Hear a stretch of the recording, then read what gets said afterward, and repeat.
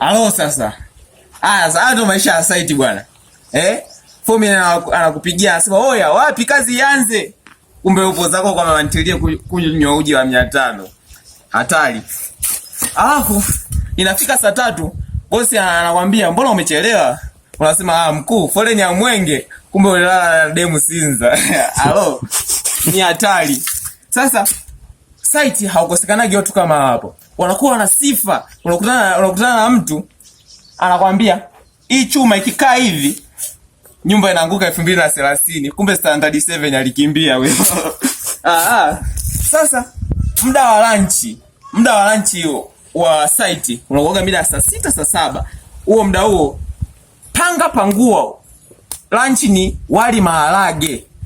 Mmebadilisha sana chips.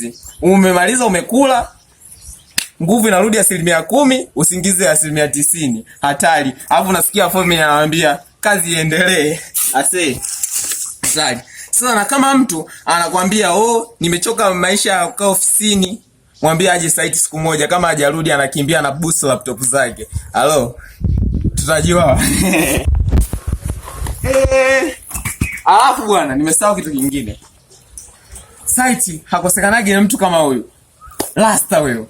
Kazi yake ni kuchanganya mchanga tu. Kama mashine acheki na mtu. Huo ukimwambia habari anakujibu saluji. Umeona? Alafu mtu ambaye ana date na binti wa bosi sasa. Yeye kazi yake ni kupiga story na binti wa bosi na kujiposti. Anakujipiga picha anajiposti, site manager. Hatari. Sasa tunajua, ngoja subiri kwanza. Ngoja. Sasa hiyo